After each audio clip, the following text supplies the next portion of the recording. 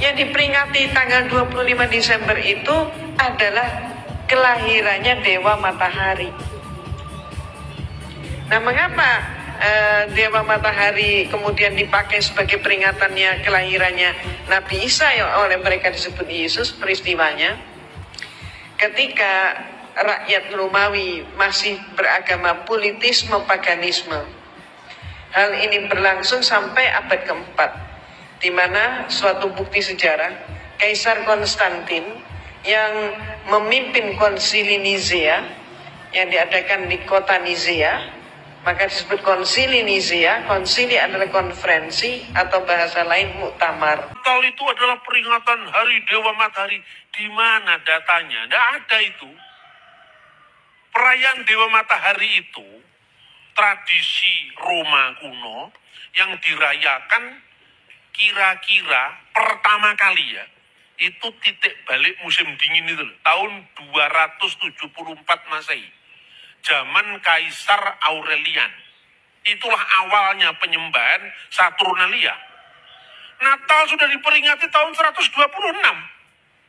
Hanya berjarak 30 tahun setelah kematian Rasul Yohanes di Efesus tahun 96 Masehi. Data kedua, Natal sudah dirayakan di Israel, yaitu di Kaisarea, oleh seorang pemimpin gereja namanya Theophilus tahun 170. Natal ditetapkan di Alexandria sebagai dokumen resmi pertama di Daskalia Apostolorum Koptik tahun 198.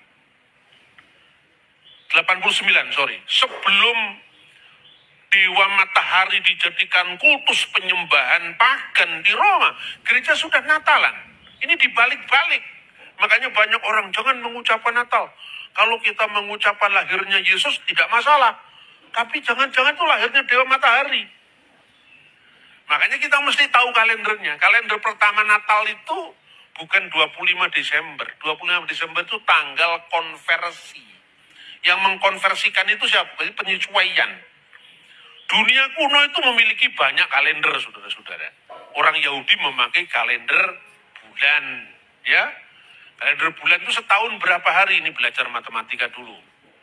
354 hari. Kalender matahari 364 hari, selisihnya 10 hari setiap tahun. Belum lagi kalau kabisat, ditambahkan 1 hari lagi, ya kan? Selisihnya 10 tahun, 10 hari atau 11 hari setiap 4 tahun. Itu kan setahun. Nah kalau 10 tahun kan 110 hari. Kalau 30 tahun kan jadi setahun akhirnya. Maka terjadi kekacauan kalender. Ini tidak ada urusannya dengan Alkitab. Ini urusannya dengan hitung-hitungan kalender. Nah sekarang pertanyaannya, bagaimana penetapan itu? Begini, ya ikhwatana tahfutu fi ayamil ayat idmilat ar-Rabb. Wahai saudara-saudara, ini gereja sebelum perpecahan memutuskan itu. Rayakanlah dalam perayaan-perayaan kita idmilat ar-Rabb, hari kelahiran Tuhan kita. Wa kamaluhu, tepatnya fi kamsati wa isrin min syahri tasi'ilil ibraniyin. Setiap tanggal 25 bulan Ibrani ke-9. Itu bulan Kislev. Dan bulan itu musim dingin. Itu ada dokumennya. Bagaimana musim dingin bisa ada gembala-gembala yang menggembalakan dombanya di padang pada waktu malam? Tadi pagi sudah dibahas. Nanti lihat itu siarannya. Itu semua tuduhan yang sama sekali patah, tidak terbukti. Nah, maka Kristus dilahirkan ini menurut catatan abad kedua lagi, tahun 210-an kira-kira. Geneto pro octo kalandon Januarion, yang mengucapkan ini siapa? Hippolytus dari Roma. Hippolytus itu meninggal tahun 230. Siapakah Hippolytus? Hippolytus punya guru namanya Iranius. Meninggal tahun 203. Siapakah Iranius? Dari Lyon. Lyon itu sekarang Prancis. Muridnya Polikarpus dari Smyrna. Salah satu pemimpin dari 7 jemaat yang sebutkan dalam kitab Wahyu. Smyrna itu sekarang Izmir, meninggal tahun 156 Masehi. Siapakah Polikarpus?